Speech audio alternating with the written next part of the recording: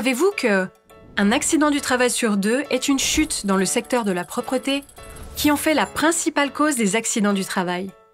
On rencontre 2 types d'accidents de chute dans le secteur de la propreté.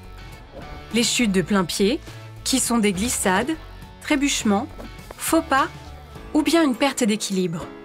Et les chutes de hauteur, qui se distinguent de la chute de plein pied par l'existence d'une dénivellation, comme la chute d'une toiture, d'une terrasse ou d'une fenêtre, d'un tabouret, d'un escabeau ou bien d'une chaise. Les premières causes d'accidents du travail dans le secteur de la propreté sont les chutes de plein pied et de hauteur. Les accidents de chute de hauteur ont lieu principalement dans les escaliers. Les 3/4 des accidents de chute de plein pied sont des glissades liées à l'état des sols dans les établissements, aux intempéries, pluie, verglas, et à la présence d'éléments glissants au sol, huile, graisse.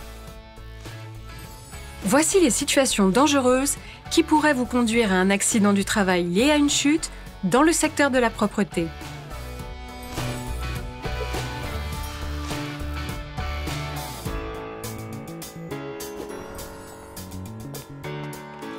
Lorsque j'utilise des escaliers, je ne me précipite pas car je risque de tomber même si je suis pressée. Je m'appuie sur la rampe s'il y en a une. Je n'utilise pas de téléphone lorsque je me déplace dans un escalier. Je termine avant de me déplacer.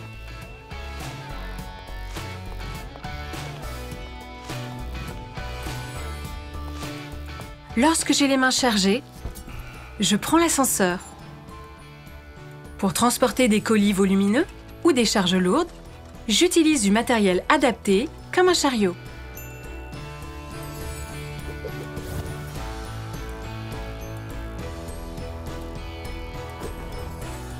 Pour le nettoyage en hauteur, je n'utilise pas le marchepied, la chaise ou l'escabeau. Je ne monte en aucun cas sur un rebord de chaise ou de fenêtre, car je risque de tomber et de me blesser. Pour rester en sécurité, je travaille sur le sol, de plein pied, et j'utilise une perche télescopique si nécessaire.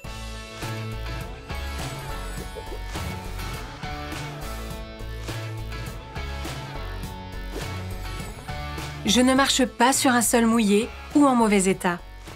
Lorsque je circule dans les locaux ou à l'extérieur de l'établissement, je dois toujours rester vigilant et regarder devant moi pour détecter toute situation anormale sur le sol, telle que la présence d'eau, d'huile, verglas, qui peuvent engendrer une chute.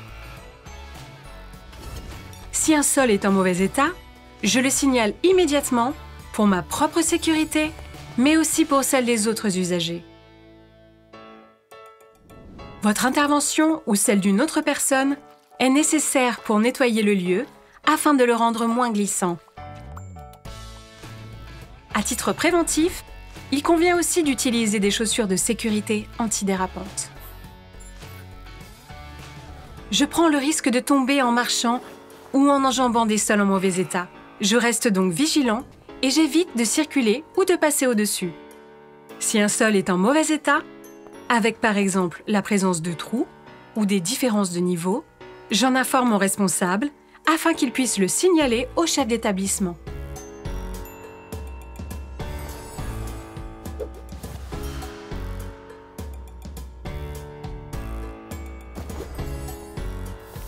Si je suis dans un local mal éclairé, je risque de me blesser. Nettoyer la surface sans visibilité, c'est un danger pour ma sécurité. J'appelle tout de suite mon responsable et je l'informe. Je n'interviens jamais sur des installations électriques, comme changer une ampoule, réamorcer un disjoncteur ou réparer une prise électrique si je ne suis pas formée et habilitée. Pour votre santé et votre sécurité, identifiez vos lieux de travail pour éviter de vous précipiter. Anticipez vos tâches pour pouvoir les planifier et travailler dans de bonnes conditions. Assurez-vous de disposer de tout le matériel nécessaire, chariot, pelle, balai, moyens de balisage, perches télescopiques, chaussures antidérapantes ainsi que tout matériel nécessaire pour votre activité, pour intervenir dans de bonnes conditions. Ne courez jamais ou ne vous précipitez pas sur le lieu de travail pour éviter de vous blesser. Enfin, prévenez votre responsable de tout risque, sol ou escalier en mauvais état, éclairage défectueux, pour qu'il puisse trouver une solution. Salariés et employeurs, nous comptons sur vous pour assurer la santé et la sécurité de tous.